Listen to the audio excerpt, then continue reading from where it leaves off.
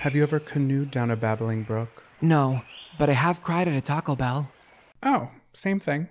Listen up, campers. It's time to buckle up, pitch a tent, and take a hike. Because Camp Counselors is a variety show. So prepare for a good old-fashioned kumbaya, Weird news, hot gossip, and scary stories around the campfire. so spooky. Is this podcast even about camping? No, but it is camp. This is Camp Counselors. Hey, happy campers. Welcome back to Camp Shady Birch. It is week 89 here at camp. What a lovely day it is. It is. I actually just plucked my unibrow right before we started filming. Wow. I did a little 1-2-1-2 in the mirror and I said, "Hello, who are you?" Where are the tweezers? Like, I cannot find them and I need them desperately. I know. It's like you've been hiding them. They were in my to-go little travel kit, and then the other night I brought them into the bedroom for another midnight project. And then I remember they were in there because I was like, "Where are they?" But I am the villain here. Yeah. I hid the tweezers, but they're back in the cabinet. Okay, perfect. Because I'm gonna need those. How's your unibrow looking today? Probably rough and ready to get plucked. Some people really pull it off. Like, I'm not anti-unibrow. Campers, for whoever's behind the camera right now recording me with the carrot pen, stop. Because I know what you're trying to do. It's a villain edit. I'm not anti-unibrow campers. I think some people can pull it off. I am not one. Yeah, you don't have to defend yourself. Like, it's your face, it's your brow. Yeah. Brows, Yeah. two separate. I have very thin eyebrows. They're not very thick. Mine are kind of thick. They're thick, but they're shaped appropriately to your face. Thank and I you. love them. You've never had a bad brow. I get like under here, they get really crazy. But sometimes when I pluck, it's just like it hits that nerve and it just hurts like a bitch. Yeah. If you didn't know, campers, we completely rebranded the show to be a beauty bar show. A beauty oh my God, this is going to come up later. Welcome back to the show. Thanks for joining us again here. We have a really exciting show of nonsense, tomfoolery, and just what are we talking about today, Jonathan? Well, we both have some things that we just can't get out of our head. Mm-hmm. And we're not talking about camp songs, not yet at least. We'll get there when we get there. Be patient. Yeah, when we were thinking about themes of the episode, we had a lot of just like random thoughts, and I said, well, let's just put them together and let's bring it to the camp court. Okay, the jury duty is here, and they're on shift. They're on shift. They called out of work. They had to, legally obligated. We made all you campers call out of work so that you could listen to this bullshit. I love you guys so much. No, but it's just a variety of just things that are like stuck in our head. So if you want to join the conversation, we'd love to hear your like, I don't know, pressing thoughts on YouTube, just general ideas that you just really need to like, I don't know, get off your chest and let the camp know. Yeah, something that's just etched into your brain that you need to talk about. Yeah, and mine are all very current and topical. Not really topical, but more things that I'm thinking about currently right now, I guess. Mine are all historic. Oh, okay. Well, that's the rule of the show. There Yeah, is no rule. Exactly. Do you want to start? What's one thing that you need to get off your chest? It's stuck on your head right now. Urban legends. Break it down for me, please. Loch Ness Monster. Yeah, what's up with her? Where's she been at? Wait, campers, take a break for a minute. What's up with Loch Ness? What's up with Nessie? Nessie. She's a freak. We were just talking about this downstairs. I didn't know that a loch was a body of water, and I know I'm not alone in that. Yeah, it's like LOCH. I don't know what it means, but we had a loch by our house. Why not a lake? Because it wasn't a lake. I'm hearing Lake Erasure here, and that's all I'm hearing. What it was for us was like there was a trellis, like a train trellis, and we would jump off of it into the loch. It was called Loch 60. It was in Phoenixville, Pennsylvania. It's now blocked off, I'm pretty sure, because people got injured like crazy there. What is a train trellis? Stop using these medieval terms. It was like, well, it wasn't even a train track, but it was kind of like a bridge almost. So a train bridge? I guess a bridge of some sort, and it was like it went into the river. It was like out of the river, like an outlet. Oh, so Listen, a ride. Yeah, you're asking the wrong person. I have no idea. It's a simple Google search away. Am I going to look it up? Absolutely not. But Loch Ness, like, where is she? I mean, she already has a built-in fan base. She just needs to show herself. I believe there's been over 1,000 recorded sightings of her, but they've all been disproven as fake. And you know what? That sounds like a cover-up. Yeah. That sounds like there's something they don't want us to know. Oh, Big Scotland? Are they on the news? Big Scotty across Yeah. the pond. If I was in Scotland, which I would love to visit one day, if we have any Scottish campers, let us know where to go. I love your tape. Wait, what? Yeah, Scottish tape. What's Scottish tape? Oh, Scotch tape. No, Yeah. continue. I would go to the lake and I would get boots on the ground, investigative journalism. I'd pull my binoculars out and I'd say, lucky girl, Nessie girl, come out of your river, come out of your lake. and come visit me. That girl on TikTok who I'm obsessed with. Oh. Get in the water. Oh, yeah, you could travel with her. This is a really niche person that I don't know how to describe to you. She's like a fairy in the woods. A nymph. Yeah, she's so nymphy. But yeah, I think she could handle it. The right person hasn't been there because Nessie's not gonna come out for a scientist. She's not interested. No. You have to send someone who's as like charismatic and as whimsical as her origin. And maybe with a flute. I don't know. I feel like a Oh. pan flute Ooh. might, she put her guard down and maybe come up out of the water. And then you document the whole thing, sell it to Bravo, and have a show called Unlocking Nessie. Oh my God, Brene Brown's gonna be pissed. Brene Brown's going to be pissed. I'm coming for your SEO, girl. Well, speaking of really weird footage, who's the other elephant in the room here who's always being recorded but always on a microphone? And I don't like the terminology we're going to use for his name or their name. Why? Bigfoot. What's I don't wrong know. with that? Maybe they're normal feet for him. Yeah, but everything is just relative. That's how it goes in the world. You're so right. They are really big feet. Like, why are there so many sightings and like, where are you? It just seems like a lot of work for it to be fake. And I live a life of fun and whimsy, and I'm believing in both of these creatures. We're following you on the internet. Let us follow you on Instagram. Just come on out and, maybe you'll end up on the Kardashians. Who knows? Well, Gypsy Rose was just on the Kardashians. That's exactly what I'm referring to. I just don't know why every time there's a recorded sighting of Bigfoot, it's always filmed on like the craziest low quality image ever. It's like we all have iPhones now, okay? There's no excuse anymore. I'm pretty sure there's a show on like Discovery or Animal Planet that's been out for like 7 seasons that the entire premise of the show is Bigfoot. I don't know what they're doing. Okay, we've only been talking about him for 2 minutes and I'm already over it. So I don't know how they're keeping that conversation going. Yeah, it's like, can we get it in like 60 frames a second, 4K, please? Why is it looking like the Zapruder film? I don't It's know. a classic case of the dung. Of the what? The dung. Dung. They're finding the poop. Oh. They're finding the excrement and they're saying, this isn't normal. This isn't a wolf. This isn't a bear. This must be some sort of different breed. It's really just the Charmin bears with IBS. Oh my God. Get that family on the pod. Where are there new urban legends that are coming out? I feel like the urban legends, like they're Yes. legends. They've made their marks. Like, I don't know. What's another one? Princess Megan? Squirrel? Oh, Princess Squirrel. Well, that's lore. That's camp lore more. Oh, so there's a difference between legends and lore. Yeah. That would be a great game, a board game. Oh my God. Legends and lore of Zelda? Is that the working title? Maybe. I feel like Zelda, we're trekking into some trademark issues. Where is her movie? Zelda. Yeah. Zelda, that's a good question. Why hasn't she gotten a live action reboot? That is a really good question. Moana said, get over it. I'm here first. What's stuck in your head? Come on, let's talk. A meme specifically. I have a few things, but I'm gonna start off with a meme that I'm sure most of the world has seen. The baby from the Four Seasons Orlando. Oh, yes. If you're very unaware of what I'm talking about, this is gonna be really hard to explain a joke to you through a podcast. But it's a baby that was asked who's excited to go to the Four Seasons Orlando.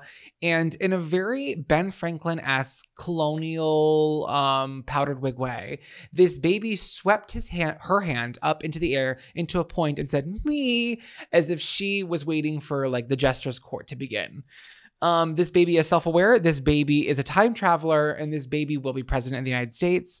My For You page is flooded with this baby, and I love that there's a new famous baby because we get one once in a full moon. That's too soon. Once in a Halley's Comet, there's a famous baby. And if you're unfamiliar with it, like, how did you find this show? Like, what are you listening to us on? I feel like everybody with access to the internet knows what you're talking about. Yeah, well, it made its transfer from TikTok to Instagram, and that's why I feel comfortable bringing it to this forum. Right. Because once it's on Instagram, it's pretty mainstream at this point. Exactly. It's giving baby genius. It is baby genius. And I saw another baby throwing darts at a dartboard. That was weird. It's not weird. These are just very talented babies. The problem is our standard for baby is so low. Baby can goo goo gaga, baby can clap hands, and we think it's cute. But the minute a baby steps up and signs the Declaration of Independence, we're off put. Why? Because we're threatened by smart baby. We need to be celebrating these smart babies and putting them in elected offices. Because all of our people in elected office right now are basically back in baby form. They're so old. Bald and shitting themselves. Exactly. So let's put these new fresh babies because they're only going to get smarter. I like that. My vote's for baby genius. Okay. What's next on your list? Apps that were gone too soon. Specifically, Yik Yak. Do you remember Yik Yak? That was an app for bullying. So I do. Yeah. I can definitely see that. It came out when I was in college and everybody just said like crazy random dumb shit. And if our listeners don't know what it is, how would you explain it? It was like a local forum, right? You would just anonymously post and anybody in the area would just open the app and see these random posts, but nobody had a username or anything. Am I wrong in that? It's been so long. Yeah, I think you're correct. I'm not sure like the distance of how big. It was really big on college campuses and high schools and like, Right. yeah, like I don't think it was huge at IBM, but maybe who knows? It may have been, but I never talked about this publicly. You're so funny. I love you, but you talk about this all the time, so you probably have said it here. Well, I was on Yik Yak and I would just like make up not harmful lies about people. I would just like make up random things about fictional stuff just to stir the pot. Like what? I would make up like a whole story about somebody like cheating on somebody and like a thread of things. And what I would do is I would use a very specific emoji to sign off. Where did you learn that from? Pretty Little Liars. I knew it. Yeah. Essentially, I would use the little globe that had like the grid marks on it. Mhm. And I would say something crazy and out of pocket about somebody that wasn't like a real person. And maybe I would use a first name and like a last initial. And everybody's like, oh my God, who is it? And then we get like shares, upvotes. And then what happened was people started doing the same thing and signing off with the same emoji. And I was like, that's not me. That's not me. That's not A. I am A. What was your reaction the first time you saw someone use your basically like digital signature? I was in math class and my math teacher was a scary Russian woman. So I was always afraid to be on my phone. Mhm. But when I saw it, I was like, I have to be on my phone. I have to investigate like what is going on. My throat was in my stomach. I mean, my stomach was in my throat. Strike that, reverse it. And I was pissed. I felt befuddled. I felt like somebody was wearing my skin to their birthday party and it just felt invasive. She's like, moving on to trigonometry. You're like, shut the hell up, okay? Real world problems are happening right now in this very room on my very phone. Real world problems about a fake lore that I'm making up on campus. Well, it was Please. copyright infringement, and that's what it came down to, and that's a punishable offense, and we're bringing it to the baby lawyers. Thank you. My IP was taken from me. I get it. My intellectual property is, well, it's not very intellectual now, is it? But I don't know. It might be back. I heard some talkings about Yik Yak coming back. My memory of Yik Yak was very hurtful and hateful. And I can absolutely see how that's the issue, but mine was very like playful and dumb. I guess unless people like thought it was about them. But it was always like, to the girl who did X, Y, and Z, I know what you did last summer, or like something dumb like that. She has a podcast right now and she's retelling this exact story. She probably is. I love that for you. Yeah, bring it back. So what else is stuck in your brain? This is a two-parter. I am really thinking heavily, deeply, and beautifully about ceramics 24/7 right now. I can't get them out of my head. We were on a lovely walk in New York a couple of days ago. And one of my favorite things about New York is that you never know what you're going to pop up and see. Like, there's always like a new business, a new restaurant, bar, bookstore. There's like a lot happening always. We came across my favorite activity that I have not done in so long, a painting pottery place. Now, a painting pottery place is a place where you paint pottery. You go in there and they have a different sections with different prices. And there's like, oh, a little ornamental kitty, $6. Oh, a teapot, a little bigger now. So now it's $15. And if you're getting really crazy, they can go up to like $30. It all depends where you're at. I had a birthday party at one. It's called the Green Turtle a long time ago in Westport, Massachusetts. It's now closed, but it was a great birthday party. Anyways, this place is offering just that, plus more. You can do private classes, you can do the pottery wheel. It's kind of expensive. It always is, okay? But like some things are worth the money, especially a member like that. I haven't done it in years. There's never been an opportunity for me to do it. And now that I'm seeing it again, I wake up every day and I cry one tear, just one, thinking about the day that I get to do that class. So question, would you want to do like the painting portion or would you want to do the whole thing? Why does it have to stop at one visit? I think it would be smart to go and do the painting pottery first, get a feel for the room, get a feel for the vibe, get a feel for the staff, get a feel for the lighting. You also want to know what the glazes are going to look like. Because if you're picking out a glaze that says robin's egg and then you put it in the kiln and then it comes out, it's not going to look like is the painting pottery, do you not put it in the kiln? You do, but I thought that every glaze was clear. No, that's a clear coat. Glaze is like you can paint a color on it, but the liquid glaze itself isn't going to look like what it's going to look like when it's in the kiln. Oh, like the vibrancy of the paint? Correct. Or like it'll say like it's purple, but it looks like really, really dark brown. And then when you put it in it, it's like a really bright bright purple. See, I never mind that because I feel like that's the way that it was supposed to be. Right. It's And the way it crumbles cookie wise, of course. Yeah, so I think I would start off with just a painting piece. I would like to paint a little jewelry box or something. That'd be sweet. That's nice. Mhm. I think that would be fun. And then we can go in and throw pottery. Oh my God, we could reenact Ghost. I know that's what everyone thinks at first. Like whoever was on that marketing team on Ghost or like the script writing team and was like, hey, I have an idea. Like, way to create something that is in pop culture forever. I've never even seen the movie, but when I think of a pottery wheel, I think of that scene. Isn't that crazy? Yeah. I mean, it was iconic in its own right. It was romantic. It hadn't been done before. They were creating art together. Yeah. From the other side. Haunting. Is Whoopi Goldberg in that movie? She is, yes. What Correct. is she the ghost? No, she's the medium. You in danger, girl. No, she's the. Oh, she's that's the, a quote. Yes. Why are you saying that to me? She's the one that Patrick Swayze goes to talk to Demi yes. Moore. And then there are shadow people. That part used to scare me. I haven't seen it since I was a kid, but there are some really scary parts. There are. So with this passionate plea for me wanting to do a ceramic date, it's been heightened because I just saw the most incredible craft online. Do tell. Facebook is always throwing things at me that they think I'd like, and they just know me so well. This woman thrifted this clay Christmas tree. It's short, it's stout, and it's a deviled egg holder. Oh. So the base of the tree like goes around, and the little eggs go on top of it, and it goes up 3 layers, and then the top layer, which is the full tree, is just ceramic. It's ornamental. And she was like, I can tell when I purchased this, it was $10. Could not believe it was $10. It holds 32 eggs, first of all. Oh my God. She said that she could tell that it wasn't purchased at a store. It was handmade, and it ended up in the thrift store. So it's a one of a kind. Okay. I need to make it. I don't care if it's shit. I don't care if it's bad. I think it would be such a fun craft. And that's something I would do at home. That seems like a really involved piece for an hourly clay studio. You would have to bring an egg. If you were doing it in studio, you would literally have to bring an egg and like size it out. But also I think you're going to have to do it in stewed. Why? In the stew, because you have to put it in the kiln. What are you going to do? Do it at home and then walk it? I might have to, because I think it's going to take me a while, and then I might have to come over and be like, please let me use your kiln. I'm sure they let me kiln. Yeah, you have to let me pay fire. for it though. Yeah. Yeah, of course. I know. They're always, and they're like, well, and then they're always like, did you need it enough? Does it have an air bubble? And I'm like, I can't be held responsible unless I make it in the oven. Make it in the oven. The cooking clay. Oh, is that food grade? Because it's like, when it's done, we are going to bring that to parties from here on out. Absolutely I don't care not. what. Absolutely not. You're not going to bring it to a party? You think I'm traveling on open roads and pothole back roads with my ornamental piece I haven't made yet? No, I'm not. That's a stay home.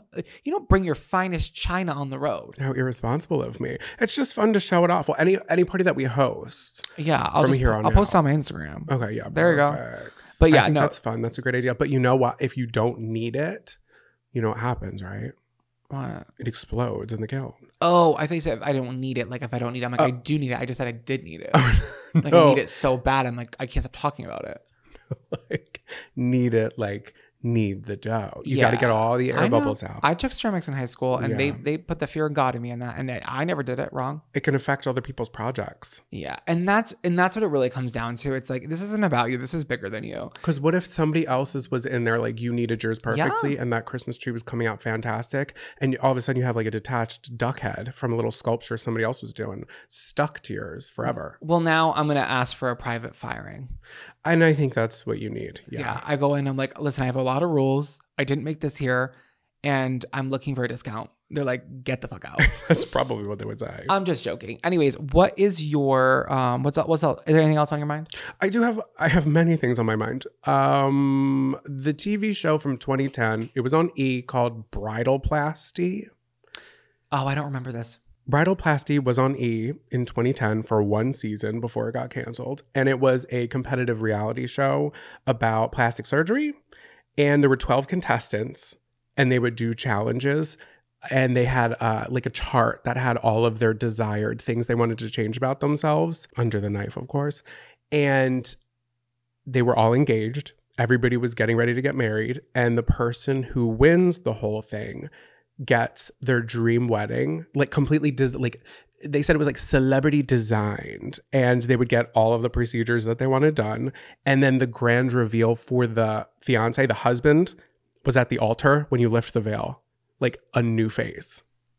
That's a lot. It's a lot. It got a lot of backlash because of how toxic it was. Very toxic. But if you look at it from an entertainment standpoint, interesting. Right. But all the plastic surgeons that were on the show really got their asses handed to them by the association, the American, the AMA.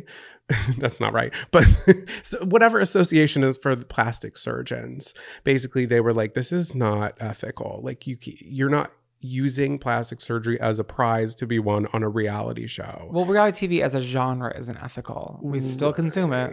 Right. There was the other show, The Swan, which I'm not going to dive into, but that was kind of the same thing, but that was the early 2000s. That was like 2004, where the contestants were referred to as ugly ducklings. And then they would get like all these procedures done to them and have like a reveal at the end to compete in a pageant. And the winner of the pageant is crowned the Swan. Wow. Yeah, so it was a little toxic, but that's just something that I can't stop thinking about because it sounds like a fever dream, doesn't it? Yeah, I'm pro plastic surgery. I really am. I think if it's under the right circumstances, go for it. You know what I mean? But I'm maybe not against it. Publicly on television in a competition setting. That's kind of weird. Yeah, and I think also the way that the judges and other people on the show were making their critiques was toxic. Was pretty toxic. Like their views plummeted and people were pissed about it. It was like 2011 too. I'm like, that doesn't seem like... It's probably on Peacock. It might be. Or Tubi. Peacock, Swan. Oh my God. Love it. Okay, so what else do you have? Just one more thing. Okay. Just one more thing for you campers. There was a sandwich that I have been thinking about, and it's very specific and different, and I'm always on the hunt for a new sandwich. There is this bakery in I believe it's in Williamsburg. It's called Winsome Bakery, and they have a restaurant. Like the main restaurant is like a Michelin star restaurant, and this is like the little bakery on the side, which is probably equally as incredible. I've never been because I heard it's super competitive to get there. But my friend Andrew posted on Instagram a reel of him getting this sandwich, and for people who eat like me. And I know there's some campers out there that like always agree with me on my food takes. Like we just eat the same. There's a breakfast sandwich that is egg, Havarti cheese, mortadella, and pickled pepperoncinis. I am drooling thinking about that sandwich. I need to get it. It's not on the delivery apps. It's an in-person only. It's 2 miles away from us. I haven't had the time in the past 2 weeks to get there. Maybe this weekend, if I'm good, I'll treat myself. But I think that's a really creative combination of meats and cheeses and salts and sweets. And I need it. So now, riddle me this. What is Havarti? Because I only know Havarti from Survivor. It's a cheese. I don't know how... Is it like smoked? Is it creamy? Is it like... What's it related to? It depends on the texture. It depends on the origin. Oh, it's not like a spread. It's more of a slice. It's cultured. It's going to melt. Okay, like I love a smoked Gouda. I don't like smoky food. I like it if it tastes like there was a cigarette in it. Yeah, but don't ash in my sandwich, please. We should go and get you that sandwich. I know, if I'm good. If you're good. Behave. It feels like there's a major leak of personal information every week. It happened recently with some major phone and healthcare companies. Data brokers use their grubby little hands to get your data legally from public tax records and credit card companies. Then they have the audacity to sell it to banks, predatory lenders, scammers, and more. Not only that, but they are profiting off of selling your information. They are so ugly for that. That's why we're excited to partner with Aura. Aura is an all-in-one online safety solution that helps protect what information about you and your family is being sold without your consent from these data brokers by automatically submitting opt-out requests on your behalf. Aura also monitors identity theft, financial fraud, and other online threats before they happen. I don't know what happens in the dark web, but I'm scared of it. Aura scans the dark web to look for your sensitive information, and if anything is found, you'll receive an alert in real time. For a limited time, Aura is offering our listeners a 14-day trial plus a check on your data to see if your personal information has been leaked online, all for free when you visit aura.com/trust. That's aura.com/trust to sign up for a 14-day free trial and start protecting you and your loved ones. That's aura.com/trust. Certain terms apply, so be sure to check the site for details. This episode of Camp Counselors Podcast is sponsored by Storyworth. There are some stories about my father's life that I truly never get tired of hearing. From the hilarious to heartfelt, tear-jerking to plot-twisting, his retelling of the events always bring me joy. And just in time for Father's Day, I found the perfect gift that captures all his stories for my family forever. It's called Storyworth. Storyworth helps you preserve precious memories and stories from your father for years to come. So here's how it works. Each week, Storyworth emails your loved ones with a thought-provoking question that you get to customize. And Storyworth makes the writing process super simple. All your loved one needs to do is respond to an email with a story. Long or short, it doesn't matter. You'll be emailed a copy of your loved one's response as they're submitted over the course of the year. Then at the end of the year, Storyworth compiles your loved one's stories and photos into a beautiful keepsake hardcover book that you'll be able to share and revisit for generations to come. Families love Storyworth. That's why it has more than 25,000 five-star reviews on Trustpilot. Right now, save $10 on your first purchase when you go to storyworth.com/counselors. That's storyworth.com/COUNSELORS to save $10 on your first purchase. Attention campers, please meet at the old flagpole under the tall pine for morning announcements. Welcome back to Morning Announcements, campers. This is the part of the show where we share news articles with you that you might have missed that we want you to spread like wildfire. I'm going to save the title for the end. So there is this cat named Max who lives in Fairhaven, Vermont. Have you been? No. Okay. Why would you assume that I've been to Fairhaven, Vermont? Because you've been to Fairhaven, Massachusetts, and you've been to Vermont. I don't know. I just thought they would. Oh, it's a portal. I don't know. Okay. So there's this cat named Max who lives in Fairhaven, Vermont. And he used to be a feral cat, but he was adopted by his now owner, Ashley Dow, about 5 years ago. And since he was an outdoor cat, there wasn't really anything she could do to keep him from wandering off. Now, my cat was an outdoor cat before I rescued her from the SPCA, but she doesn't really want anything to do with the outdoors ever. Yeah, she grew from that. Max would just wander off, and Ashley couldn't really do anything about that. And his favorite place to wander off to, I'm sure you're wondering, was Vermont State University, which was not too far from where they lived. So for the past 5 years, this is so cute. He's become kind of like the unofficial mascot of the school. Not sure what the real mascot is, but it should be Max. And in this article, it said he would ride around on students' backpacks. He became the subject for many photography classes and generally provided campus emotional support. That's so sweet. And he was just like doing his, he was clocking in at the university. He's like, okay, I'm part of student relations. Yeah, he would just walk around for the whole day, and then he would make his way back home, tippy-tappy in his ways, and then he would show up to Ashley and be like, all right, I'm hungry. I'm home for the night. And then the next morning he would go out and do the same thing. He puts his little nightcap on and his little robe. Oh my God, like the tea bear. The sleepy time tea bear. Yeah. Oh, so cute. So Ashley said students actively were looking out for Max and protecting him when she wasn't around. At one point, Max began getting harassed and bullied and attacked by other feral cats in the neighborhood. Not students, feral cats. Were all the cats heading to school? No, they were just like, when he was on his way, he would get beat up on his way to school. Oh, that's sad. They're like, oh, you're going to go get an education? He's like, stop. Anyway, Ashley put up a sign on campus with her phone number and a picture of Max, asking students to text or call her if they see him around campus. And she ended up receiving a bunch of pictures like, oh, he's by the greenhouse. Here he is, preening in the sunlight. And a lot of students actually went out of their way to scoop him up and walk him all the way back home and literally like doorstep delivery Max. The university even has a page on their website completely dedicated to Max. He has his own email at vermontstateuniversity.edu. What is the email? It's like Max the Cat at vermontstate.edu or something like that. Press inquiries.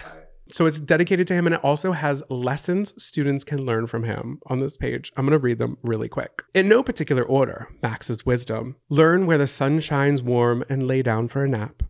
While 9 lives are great, it's best to enjoy every bit of the one life you have. Oh my God, so good.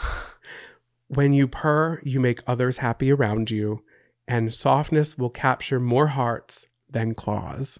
Oh. Words to live by. But Max is getting older, And here's a quote from Ashley. At one point, because he stopped going up to campus, the students put up a little shrine for him. The shrine had candles and everything, and a picture of Max that they printed out and put in a frame, basically like a memorial, because he wasn't coming around. They just like assumed the worst. Oh no. Ashley Dow says that Max the cat hasn't been venturing to campus as much recently and is insisting on lazing around on their front porch because he's getting old. And then the Vermont State University made a post on Facebook. Commencement is this weekend. To celebrate, we're announcing a very special honorary degree recipient.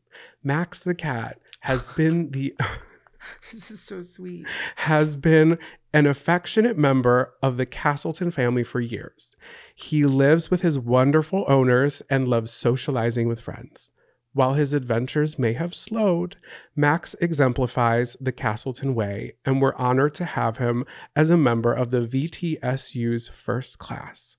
With a resounding purr of approval from the faculty and the Board of Trustees of Vermont State Cat Leagues, instead of colleagues, has bestowed upon Max Dow the prestigious title of Doctor of Literature, complete with all the catnip perks, scratching post privileges, and litter box responsibilities that come with it. Congratulations, Dr. Max Dow. So Dr. Max did not participate in the ceremony, but the university did deliver his honorary degree, which is framed. He may not end up revisiting the campus again, but at least he has the memories he made and the lessons he imprinted on students. You literally saw it. He didn't die. No, I know. Okay, so He's okay. He's just like, I'm over it. Like, he's like, I'm graduating. he's like, bitch. I could go there if I wanted to, but I'm sick of it. So the article is from vermontpublic.org. And it's by Elodie Reed, and it's called Meet Max, the cat receiving an honorary doctorate from Vermont State University this weekend. And that is my morning announcement. How do you feel? You look like you're really gone through the ringer. I know, it's like sad. It makes me emotional. He's I love you. He's alive. I know, but that's the same thing happened when we saw Dash Dog, but I can't because Don't get into Dash Okay. Dog right now. That's too much. it's too much. All is well. We love you, Dr. Max. That's the beauty of animals. They come into our lives for a small period of time to Don't- teach us how to love. okay. So what's your story? We'll take you to Fairhaven, Vermont this summer, and you can go knock on. Ashley's door. I'm like, hi, Ashley, is Max home? And you're crying. She's like, I'm calling the police. Oh my god. Okay. He's like literally the cat is like healthy and fine. He's just like doesn't want to make the trek anymore. Yeah, he's like, you know what? Sometimes we're just over it. Yeah. Like, I don't feel like socializing this weekend. Are you True. gonna, yeah, I don't want people crying about that. Okay. He's okay. He's fine. He's You're great. okay. He's grazing and he's lazing. I love your emotional support. You're really excited. Damn. Maybe I'll take over for a minute so you can collect yourself. Please. What's your story about? A judge ruled tacos are sandwiches. Okay, I'm gonna get emotional on this one too. Here's why this matters. Okay. By Stacy Liaska on Yahoo News. What exactly defines a sandwich? It's a question people have been arguing over since the dawn of time. But at least according to one Indiana judge, tacos fall into whatever that definition may be. So we're going to court about this? Yeah, and that's the whole article. Okay. Okay, before you get into it, can I ask your opinion or do you want me to wait till after? Are there going to be valid parts? When's an appropriate time for me to chime in with this question? No, I don't know if it's now. I don't know if it's later. I'm not sure when it is, but let's just see how it goes. Okay, well, can I give my opinion? Yeah, I think you should. I don't think it's a sandwich. I think a taco's a taco. That's like, do you think a hot dog is a sandwich? Because I know that Yes. that's been, you do. I think anything in between two starches is a sandwich. I think we're getting into dangerous territory with these labels. You know what I mean? Is a lasagna a sandwich? No, and now you're playing a vicious game. You're No, playing I'm just a looking- dangerous game with me. I'm shining a light onto the gray area. A sandwich is a handheld. It's got to be handheld. Okay. The hands really are a huge part of the definition. Would you eat lasagna with your hands? No, but Garfield would. God, I knew you were going to say that. I No, know okay. you. Sorry to interrupt. I was No, you're just not interrupting. I think it's important to see where we stand. I believe they are technically a sandwich. Okay, just curious, just by curious. In May, Allen County Superior Court Judge Craig Bobe ruled that tacos and burritos are Mexican-style sandwiches. Though this ruling can feel deeply unserious, it has major consequences for one small business that was hoping to open a restaurant in the city of Fort Wayne. As the Associated Press reported, the legal battle was brought to court by Martin Quintana nearly 3 years ago after he attempted to open a second location for his restaurant, The Famous Taco. However, his plans were thwarted due to the fact that he agreed to a written commitment with local neighborhood association that limited the space to a restaurant that is a sandwich bar style restaurant whose primary business is to sell made-to-order Subway-style sandwiches. Okay. And Quintana's taco spot to the association didn't fit the bill. Oh. Okay. He asked for an agreement to be amended to include his made-to-order taco, burritos, and Mexican-style food items, which they denied. They agreed, oh, I'm opening this restaurant. He's like, yes. Then they find out it's a taco place. They're like, that's not what the agreement says. And then he was like, well, can we amend it? And then they were like, no, that's not what it is. So then he sued. Okay. Really quick question. Don't know if you know the answer to, but why so specific? Like, what do they care if it's... To me, it sounds like a microaggression for sure. Absolutely does. It seems like they're like, oh, we only want a certain type of food here, a certain type of cuisine, and that it should be illegal. You know what I mean? I get it if you don't want like a full like restaurant, I guess, or bar. Right. It's not. We're not talking about having to sit down and like fork and knife with like a fillet. We're talking about the same thing you can do with a sandwich. But it comes down to the legal matter of him agreeing to this and then being like, that's not what was in the agreement. So that's why he sued, because he's like, to him, this falls under that category, but to them, it doesn't. I'm Team Taco. Me too. So interestingly, Judge Bobe added that the plan commission was in the judge agreed that they were in the right to deny the amendment, being like, oh, like, yeah, like you already agreed to it. It shouldn't include that. You can't amend that. But the request was never needed in the first place, he said, as tacos are sandwiches anyways. So he was like, yeah, you're not allowed to amend it because you already agreed to that, but this shouldn't have even had a needed of amendment because tacos are a sandwich. Oh my God, I thought he was going to be like the villain. Okay, I would like to amend my prior note where I said that they weren't sandwiches. They are in fact sandwiches. Yeah, so the court agrees with Quinta that tacos and burritos are Mexican-style sandwiches, and the original written commitment does not restrict potential restaurants to only American cuisine-style sandwiches. Yeah, and he was even like, we have tortas. Tortas are dead-ass sandwiches. That's a dead-ass sandwich. So it's like, there's no debate about that. He was like, I'm glad this is over. We are happy. When you have a decision like this, the only thing that you can be is happy. We're excited. I love that. I love when there's a soundbite that they put, and it's like, it really wasn't adding much. He's just happy. He's like, I'm happy. We're happy. And I'm happy for him too. The original agreement, the Gazette added, already permitted restaurants that serve made-to-order Greek, I always say it wrong. Heroes? Yeah. Indian non-wraps and Vietnamese banh mi's if they complied with the other conditions in the agreement. So we can safely assume those were considered sandwiches.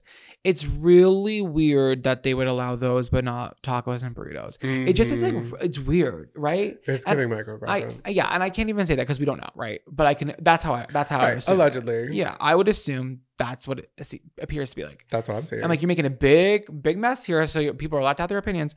So what else is a sandwich?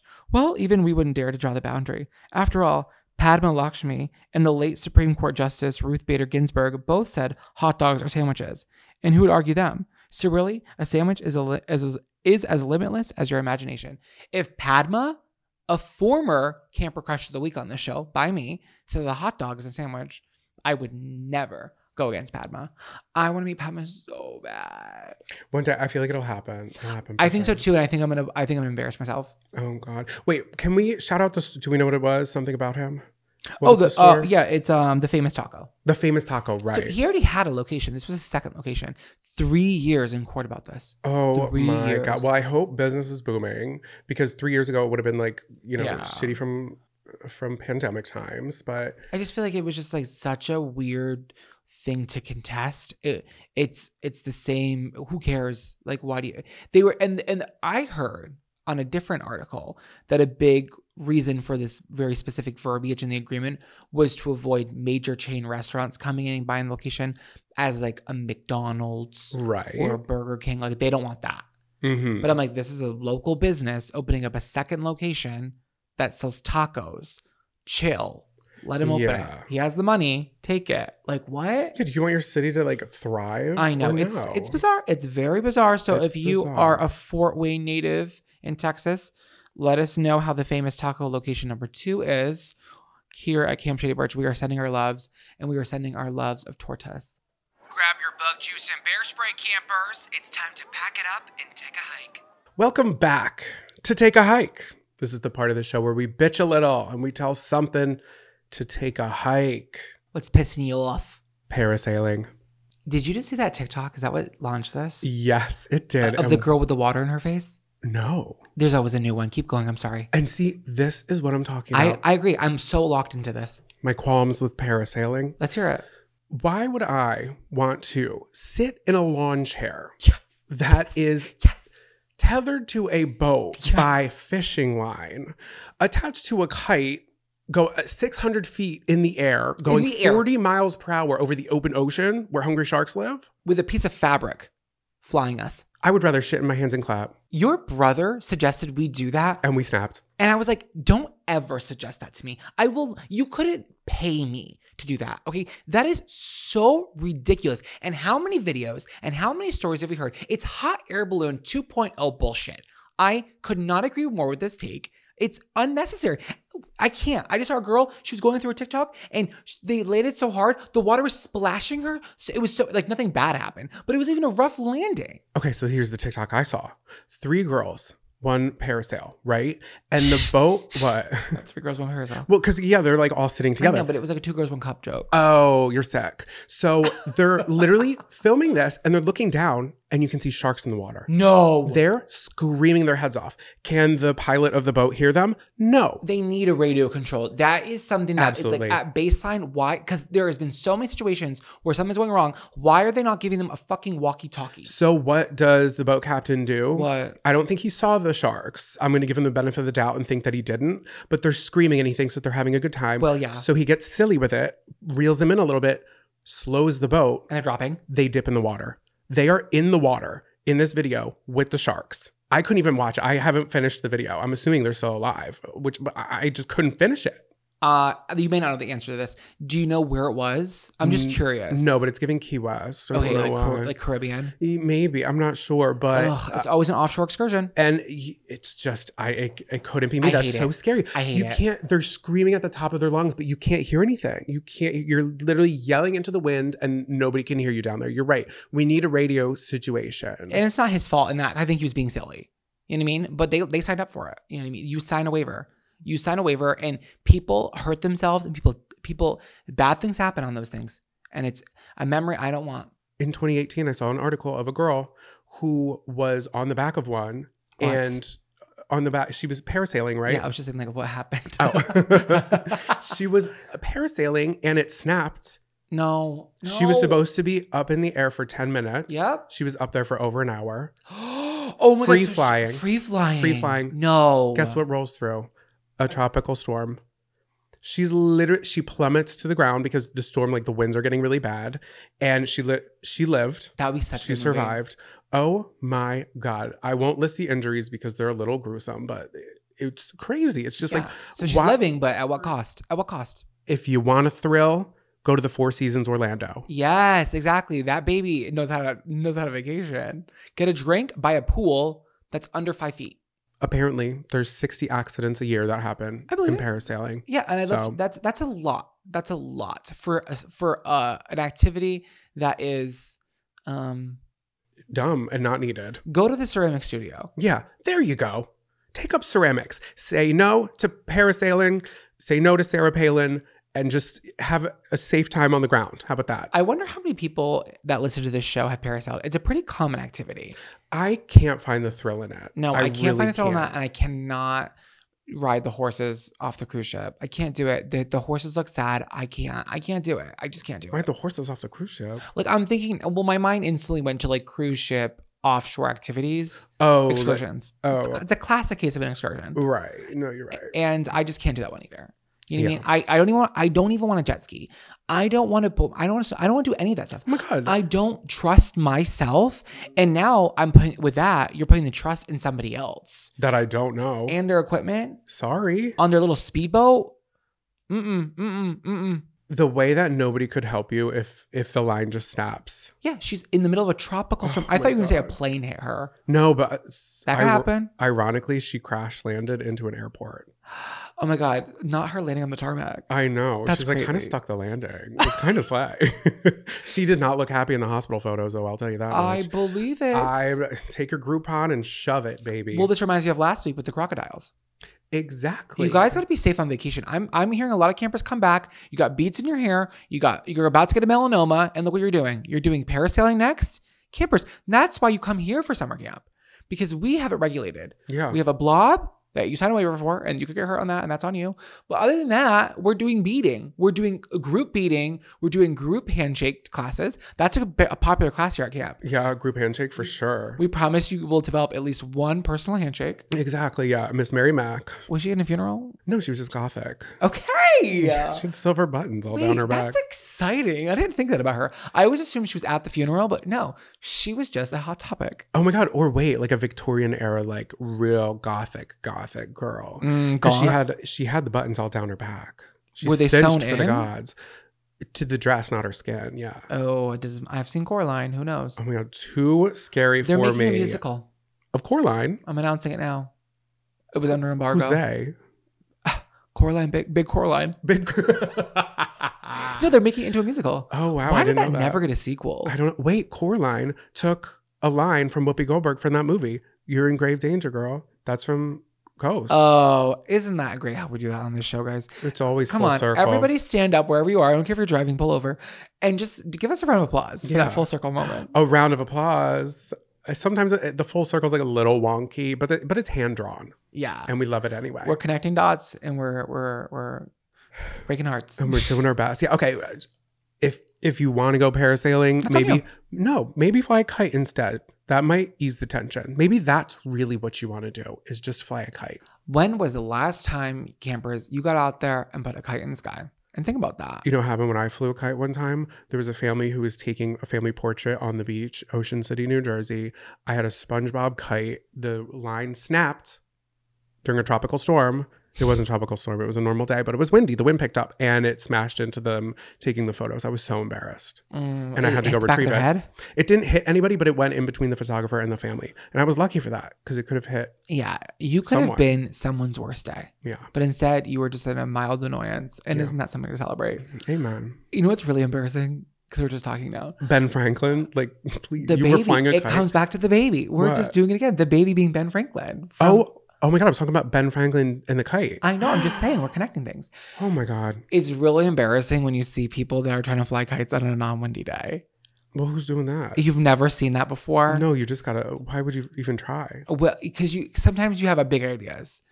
And you go to a store and you pick up a kite and you bring it down to the picnic, the beach, and you throw it up there and you're like, oh no, I think I gotta run. That's when you got when you're down bad is when you run with it. Because if you have to really run with it, it's not working. You've never run with a kite before? I have as a kid. Yeah, absolutely. I would run with a kite. And it's just dragging against the grass and getting caught on twigs. I think if it wasn't a windy day, I was just like, I would ride my scooter. Yeah, but you grew up in the Windy City, okay? It was big kite energy out there. It was. And it wasn't like that for us over here, okay? So you have to like I don't know, save space. Save space for us. And the space is saved. Consider it saved. In less windy areas. Yeah, okay. You're in my hearts forever. Thank you. So what do you want to bitch about? I want to bitch with you. I'm bitching about something that doesn't affect me at the moment, but has plagued me my entire life. And I'm sure a lot of campers can relate, especially with the change of season.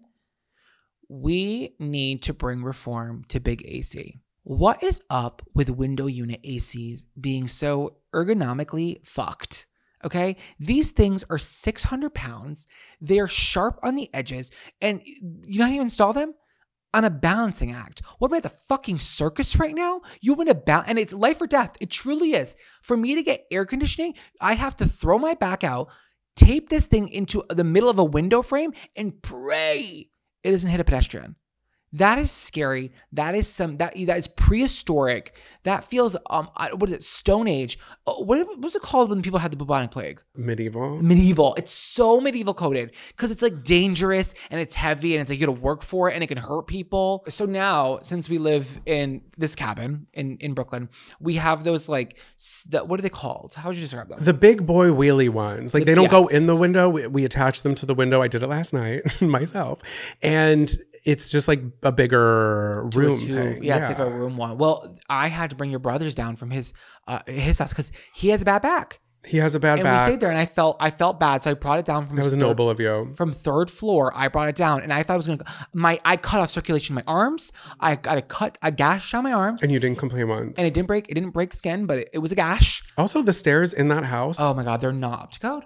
They're not up to code. They're about 4 inches wide for you to put your feet. You can't fit a full foot on the step. Yeah. Yeah. And I'm a 9.5. And that's you're 12. medieval. Yeah. Mm-hmm. No, and then when you're lifting it into the window, it's just you got black shit all over you, like all the whatever was in storage, or worse, when you're taking it out for the winter time, because at least you're looking forward to cold air, right? But you got to take it out and put it away is so annoying. Oh, it sucks 2 times a year. 2 times a year. It's like 3 of the worst times a year.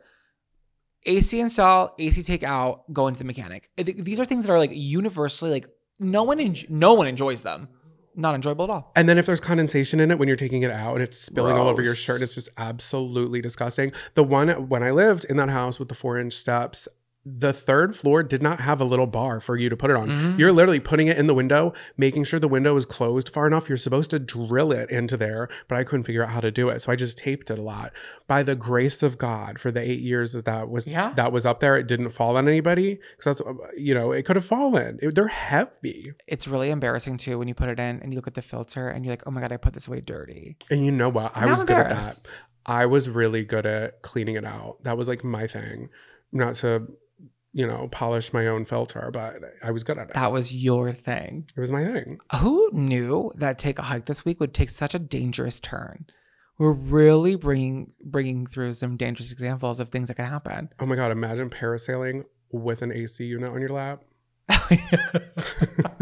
Probably wouldn't go up there, just weighing it down. They're like, you're over the weight limit. I'm like, this thing is 60 pounds. Of course I am. Take me up, please. Why is it so damn heavy? It's like a tube TV. That's what I'm saying. We've figured out tube TVs, and now you can buy a 70-inch that weighs 20 pounds. So why have we not figured out how to make AC window units not that expensive? Where do you store them too? That's another thing. That's like, another thing. Oh my God. It's an American nightmare. Which one do you think is worse? Probably yours. Definitely I would say yours. parasailing. Well, because my thought is that we're affected more by the AC, like having to actually do that. I just thought which one gave me more of a visceral reaction, and I was so fired up when you were talking about yours. Honestly, I'm torn. I'm going to split 50-50. They both get my vote. Who wants to be a millionaire? I do. Do you think the new counselor likes the top bunk or the bottom bunk? Over. Either way, I'm giving them my boondoggle keychain. Over. Welcome back to Camper Crush of the Week, campers. We're leaving the negativity in the past segment. We have to. That's what we do. We compartmentalize here at camp. We're good at that. Yeah. We're moving into light and love, like Ashley would say from Real Housewives of... No, that was Danielle who said that. Love and light, bitch. That is such a good read. Like to use somebody's line back at them and just put bitch after it. Like that. Hey, I clapped. That was really funny. Anyways, that's negativity, and that's not the segment. We're messing it up. Compartmentalize. We're already going against the grain. What are you crushing on this week? What am I crushing on this week? Tell me. Tell them. Beaded curtains. So fierce. I can appreciate the plastic beaded curtain, but if you have a bamboo beaded curtain, it's shoes off, toe rings on, baby. Yes, it is. This is a place I want to be. Where there's an image like Our Lady of Guadalupe. Please, I'm in. I can love and appreciate the beaded curtain. It's like really, when you walk through it, it's like piercing the veil into another universe. The craftsmanship of it, especially when there's a print on it. That's what I'm saying. No, it really is exquisite. I haven't, I'm gonna be honest with you.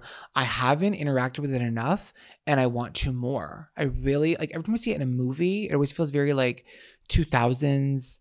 We've lost our light. We've lost our way. Yeah, we were in Woodstock, New York, and that's what made me think of it. We went into a shop, and there was a girl in the back room had a beaded curtain. However, she was walking in and out of it very frequently. And hers wasn't. I'm being fresh. Hers was a little cheap. Yeah, because I could tell by the noise. The clanking with the wood, it's got more of a robust click, clank, click, clank. And with the plastic, yeah, ooh, it's sharp. It almost like, ooh, it makes me shiver. Yeah. So I guess my camper crush of the week is like the wooden and or bamboo beaded curtains. Yeah, I don't see them enough. They usually involve some sort of incense, some sort of, I don't know, connection to earth. Yeah. A grounded woman. A vibe for sure. Will I ever get one? No. My cat will play that thing like a harpist. No, and I love us, but that's not us. But we can appreciate someone else's aesthetic. Exactly. Yeah. And that's what it comes down to, is really just appreciating it and loving it and making it my crush of the week. And that's why it's my crush of the week. Well, you have to bring it to the forefront of people's minds so that they can celebrate it as well. And that's what we do here at camp. What are you crushing on? What are you spreading love and light about? Well, I'm just like loving being nosy. Of course you are. Is that your crush? My crush is being nosy on Facebook. Okay. And then I have a specific story to play with it. Let's undress. I don't know why I said that. Yeah, we're gonna undress this story really quickly, everybody. Let's dissect it. I'm wearing a robe. Woo! No, so I was on Facebook this morning, as I do, and I tell you all the time, my Facebook is a gold mine of content. Also, I think I'm the kind of person that can find the content. Other people might see it as like, oh, that's boring, but me, I can turn a piece of charcoal into diamond. Wow. This girl I used to work with at Olive Garden, I don't even really remember her that well, to be honest. She was nice, but like, I think we worked together for like a hot minute. But like, the culture in 2014 was, if I work with you, I'm adding you on Facebook. Of course. Yeah, nothing against her. I think she's a nice girl. I don't have like core memories with her, but she is getting married. Congratulations. Yes, in 12 days. We're 12 days out. She posted a picture of the countdown with those wooden blocks. 12 days until I say I do. Okay. And it was on what appeared to be a wooden railing over the Smoky Mountains. Beautiful. So yeah, so she's like 12 days. And then there was a really interesting feature of the post that I've never seen someone do before. She posted her wedding website with the picture. It was like theknot.com/her wedding. A landing page with all the details and location. What do you think about making that public? I feel like the only people who need it are the people who are invited or need to know like what time to go. Am I wrong? What else is on there? Is it registry? Is there registry on there? The only people who need to see that are the people who are invited or in the wedding, and not myself, because I went through her entire wedding website because it was public, because she posted it, and because that's what Facebook is for. And I love to know all the intimate details of her wedding planning without ever being invited or spoken to this woman in over 10 years. It was exciting. It was really interesting to see how she's planning her wedding. And this is why my Facebook is a goldmine, because you might have just scrolled past that and been like, oh, 12 days. But why did she include the link? That was a very interesting choice. For me, I think she wants people to know what's going on. And here I am. I'm bringing it to the public. I'm bringing it to the camp. And we're going to talk about her wedding. So there's a couple interesting things here. The first tab on the wedding website, our story. Jacob and I met the summer of 2009. I can't really remember her working with her, but now I know her love story. To keep it like vague, they met 7 years ago and they've lived in a couple different states, but now the mountains are calling them home and they're getting married in the mountains. What mountains? Tennessee. Yeah. So I believe they met in Florida. And don't worry, they can't wait to celebrate their special day with us. Wasn't invited, but I feel like I am now. Another really fun tab was the photo tab. Okay, that's always fun. It appeared that they had 2 engagement shoots. Okay, what was the theme of the first one? We're so locked in because I'm gonna give you both themes, and I want you to tell me which one you would prefer. Okay. One was beach. Oh. One was fall foliage. Oh. Yeah, and think about it. One was beach like Florida Beach, and one was fall foliage like Knoxville, Tennessee. Honestly, it makes sense. Good for her. Good for them. Good for the couple. I wonder if one was engagement and one was more like couples, and they just like threw them all because they already had them. Yeah. 7 years, a lot of photos. It's a lot of photos. That's so true. Could have just not been an engagement. But I would prefer the fall foliage, mostly because I know that on that day it would be too hot with the sun beating down. for me, the fall foliage really won over in this debate because the fall foliage, it was a warmer tone. And I like the summer ones, if she ever hears this. They just were a little bright for me. A lot of bright blues and bright pinks. Right. Let's tone it down. It was a little intense. I would have thought that if I didn't see side by side. True. But I had to make a choice. She didn't ask me to, but I had to. Another really fun part of the website.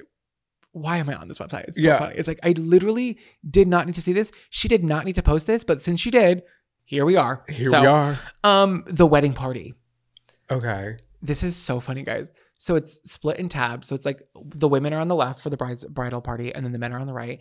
And all the women have like bios about each of them and their relationship to the bride.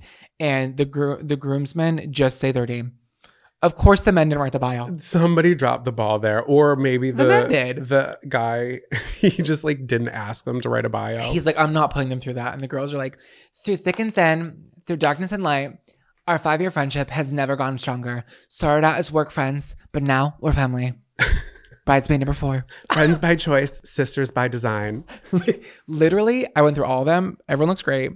Another fun thing was all like the frequently asked questions, the FAQs, if you will. They have facts. Yeah, because like obviously there was the lodging tab and there was 2 options. There was like the more expensive one, which was the resort. But then if you needed the comfort inn down the road, like they had a room block. Of course they did. But if you do mention the wedding at the nicer place, you do get 10% off.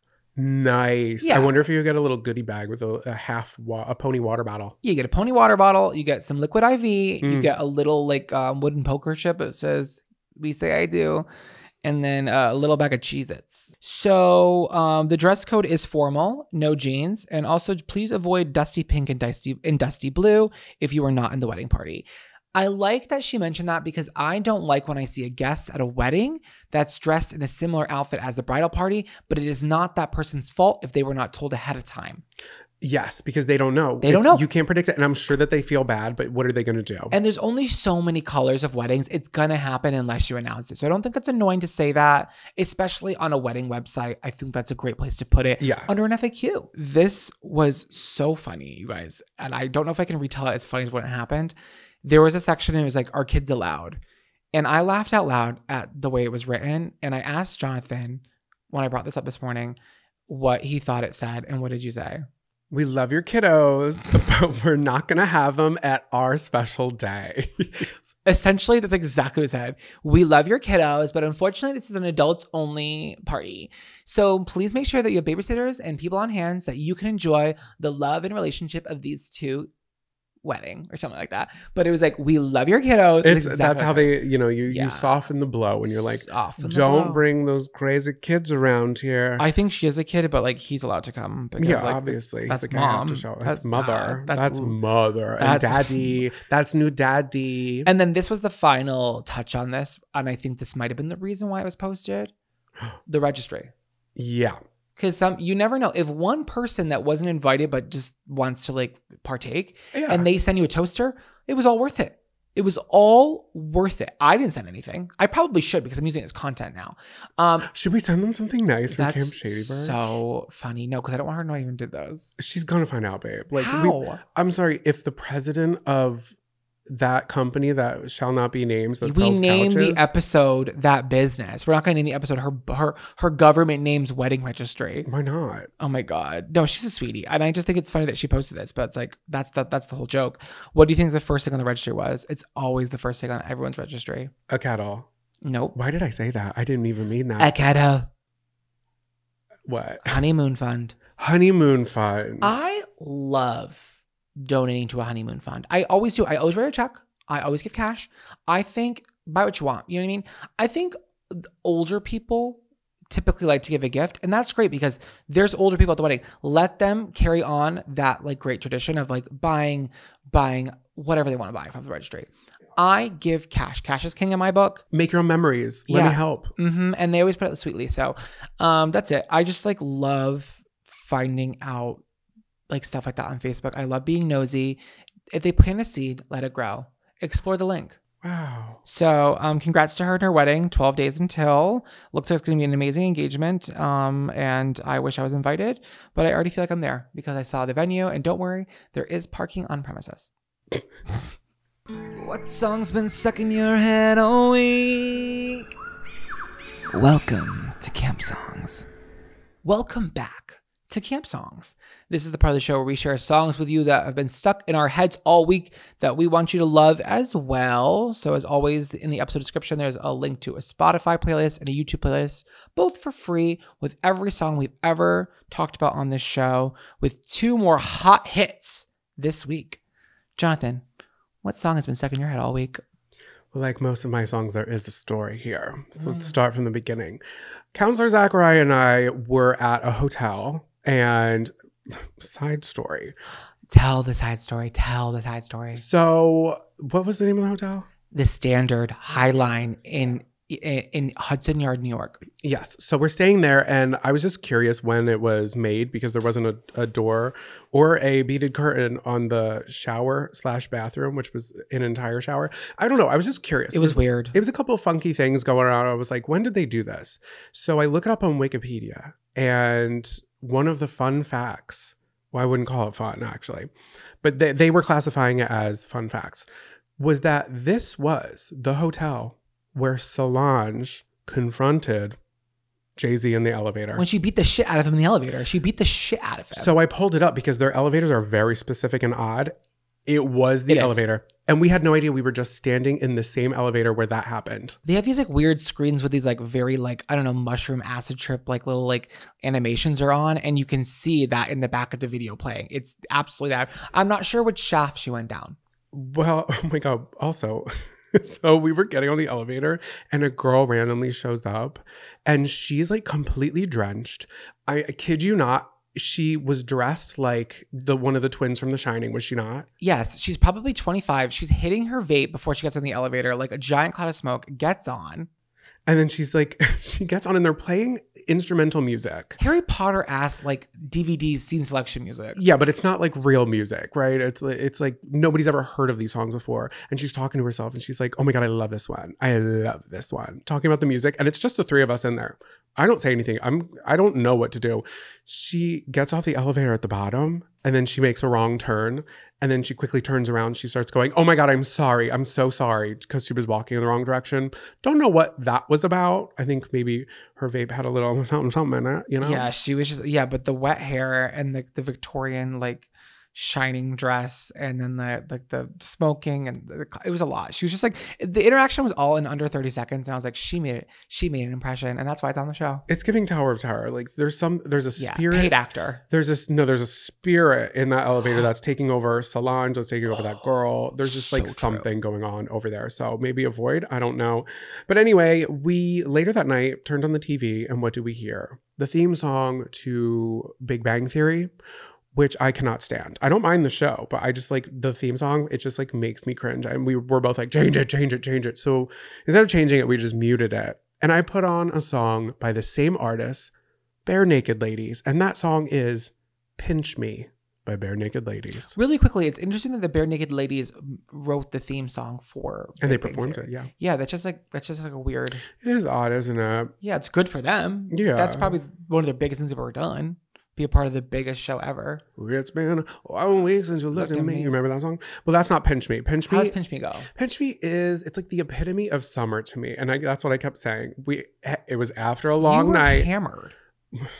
Just be honest with the campers. You were blitzed. And I had a penne alla vodka slice of pizza, which was out of this world. I'd never had it before. I don't know if I ever have to have it again because I couldn't finish it. The sound of the sauce dropping from my slice of pizza and onto the box was just a little too much for me. Oh, it was graphic. Even in the state that I was in, I was like, this is... like slop. Yeah, this has got to go. This is done, so it's over. Anyway, I decided to perform to the song for Zach. I was like leaning on the TV. I was, oh my God, I did Can you sing a little for the campers? They're going to remember it. How's that part go? The chorus? Like a scream, but it only comes out as a yawn when you try to see the world beyond your front door. Anybody know that song? I love how it starts like boom, ding, boom, ding. It took a minute for me to get it. And then when the chorus came in, I was like, oh, I do know this one. It's a fun one. It's a fun one. And you're going to love this. Fun fact. So the audio that's in the back of it is sampled from your girl, Sheryl Crow. Of course it is. Her song Leaving Las Vegas, which I'd never heard of. I listened to it today and it is literally, you can hear it in the back, like the bass and the guitar. I'll play it for you later and then I'll play them back to back and you'll recognize it. But this song was written by the lead singer, Ed Robertson, when he went home to Canada. He was living in California for a while in the mid to late 90s. And he went back to Canada after the wild success of Bare Naked Ladies' studio album in 1998, Stunt, which included One Week, It's All Been Done, you know, the classics. Like they were hitting the charts with that. And when he was in the US, basically anywhere, he was constantly stopped. All the bandmates were like asked for photos and shit like that. But when he was home in Canada, people didn't really like care that much. And it felt like really off to him. So that's when he wrote this song. Basically, like he knows everything's great in life, but the come down after like a full year of just like dopamine hit to the brain after dopamine hit to the brain, it was just, you know, it went from being a rush of everything to back to his hometown where nobody really cared about him and he didn't really love it. He's like, wait, where are the photos? It's a simple song and to me it just reminds me of summer. It is a fun song and that's a really interesting origin story. Yeah. BNL for the win. BNL. And I remember they were on, do you remember the movie Surfers on Disney? Yeah, yeah. They had live performances and I remember they couldn't say Bare Naked Ladies, obviously. Of course not. So I remember them introducing them as BNL and I had never seen what the band actually looked like and I was like, who is this and why do they sound so familiar? And I didn't put the pieces together till like maybe 4 years ago. That's so funny. Yeah. But anyway, that's my camp song. Everybody should listen to it with the windows down, going the speed limit or less. What are you listening to? I would also say this song is something that you should listen to with the windows down, speed limit, or higher. Of course you would say that. My song is Buckle Bunny. Buckle Bunny. Tanner Adele. A new artist to me, but not new to the music industry. Tanner describes herself as an independent country pop artist on her Instagram. I discovered her when she was a feature on Blackbird on Beyonce's new album. And I don't know if you guys have seen those, like, it was like infographics, but all the artists that featured on her album have had like a significant increase in streams since being a part of that. Of course. And they're all Black country artists who are like in the music industry today. And she was one of them, and she's an incredible voice. But I love this song, Buckle Bunny, and I didn't know it was kind of a derogatory term that she's reclaiming, very much like Dolly Parton did with Dumb Blonde back in the 60s. It's kind of like a newer version of that. So she describes what a buckle bunny is to her is a girl that would go to the rodeo, dressed up, like real dolled up, looking like a baddie, trying to get one of the guys, the cowboys in the rodeo, to go home with her, and like kind of like a man eater, right? And like the guy that has the biggest buckle is the guy who won the rodeo. I'm not really into like, or I don't really know rodeo culture, so I could be describing that wrong, but like they'll call like the tramps, like the old days, be like, oh, she's a buckle bunny. Okay, so to me, in my head, I was thinking Buckle Bunny because like you're dancing on him and you're bouncing on his buckle like a bunny. Well, I think they're two in the same. Yeah. You know what I mean? I think it all goes. But she describes a Buckle Bunny as a woman who's independent, a woman who knows what she wants, and someone who's not afraid to take risks. I think she has a really great sense of humor. I think she's like, oh, I've been called this, and now I'm gonna like turn it into like something amazing, and like I'm gonna rebrand it because I'm a performer. This song is so fun from the first note. It's literally, this is how it starts off. I'm in the mini mart in a mini skirt, about to steal your man in a torn up t-shirt. This ain't the Hamptons. We all got tramp stamps. Acrylics covered in barbecue at the line dance. Acrylics covered in barbecue at the line dance. Bitch, I'm obsessed. Like, I love a country pop girly. I always love that crossover. I just love like that femininity in country music is like, I don't know, like Carrie Underwood. Like it's like, it's that like, what's that song? Before He Cheats. It feels very much like that. Like independent, like bad bitch woman. Like, oh. Fuck you. I'm my own person. What are you going to do about it? Yeah. And you played it for me in the car the other day. And every time, like the next lyric was better than the last. And I was just like, yes. It's a really good song. Can I read you the chorus? Please. I'm a buckle bunny. Ate the whole cake, left him no crummies. Bottle bleach blonde, but I'm no dummy. Big back porch, but a little tummy. she says that she's like, people think it means I don't have a stomach. She goes, no, I have a little tummy. She goes, I'm a girl with endometriosis. Okay. I got the pouch. Like, she's so funny with it and very creative with her lyrics. And I love to see her star on the rise right now. I think in an interview in 2023, she was like, my dream collaborator would be Beyonce. It happened for her already. She's an independent artist. And I think it's just a really fun, modern, exciting take in the way that country is moving. I love it. And I think it's becoming way more inclusive through women, through different races, through the different gender expressions. I love this because I've always been averse to country music because of its like origins and like kind of a more like conservative like route. But there's so many amazing different country artists who I think everyone needs to reevaluate why you don't like country, because when you listen to a song like this, it's gonna get you moving. Oh my God, I'm a buckle bunny. I don't care. I've never been to a rodeo. I'm a buckle fucking bunny, bitch. Okay. What's her name again? Tanner Adele. Thank you for highlighting Tanner Adele. Yeah, she's incredible, and I am obsessed with her. Stream her now. Yeah. So, a great episode, a fun episode. That was fun. I hope you guys liked it, and I hope you guys keep coming back. We're having fun with this. Thank you so much for listening. If you haven't already, we would greatly appreciate it if you give us 5 stars and a beautiful review. It definitely helps us out on the back end. And yeah, that's pretty much it. Yeah, someone left a review last week and it was so funny. They were like, hey, don't be a stickler about if you listen to the show. She was like, don't be obsessed with like the facts. She's like, they pronounce things incorrectly a lot and they're sometimes wrong, but who cares? And I'm like, girl, you got it. She got 5-star. Thank you. Yeah, that was We're great. trying our best. We want to make you giggle and maybe give you a new song to listen to. That's really what it comes down to. Learn something stupid, laugh with us, and just enjoy the vibes. So thank you for being here. You'll be here next week. We'll be here the week after. We'll be here forever. With that being said, lights out, campers.